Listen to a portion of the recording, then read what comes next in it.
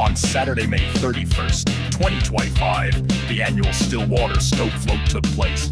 Riders arrived at the Next Stop bar in Houlton, Wisconsin, where the ride began. Riders stood around in the parking lot chatting till the call to roll came. It didn't take long before they were rolling out onto the bike path.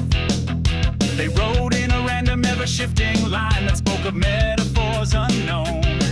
But let's not get philosophical about it right now, because, well, just because. They rode past each other over and over again as they made their way on what is called the Loop Trail. No doubt the sun and wind were just as happy as they were. The trees stood tall and waved to every rider that rode past. no rider of the sacred wheel was left unappreciated this excellent day.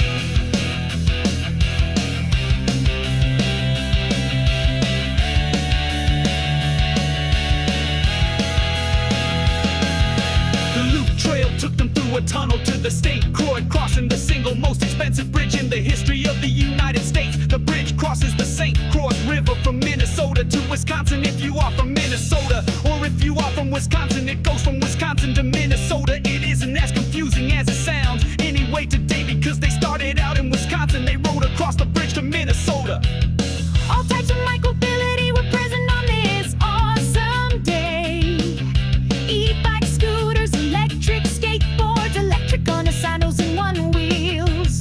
Rode across the $646 million bridge.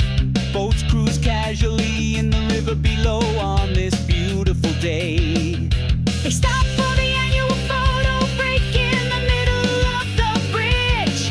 After the break, the riders resumed the ride, riding past the gleaming white girders that aim towards the sky. Cars and motorcycles passed on the left, now heading towards Stillwater. The UC riders decide to pass everyone else. As they rode into Stillwater, the birthplace of Minnesota, the riders slowed down to enjoy the scenery and respect the local populace, who sometimes looked at the riders as if they were an invading species from a futuristic science fiction planet called Onewheel or some such weird imagining.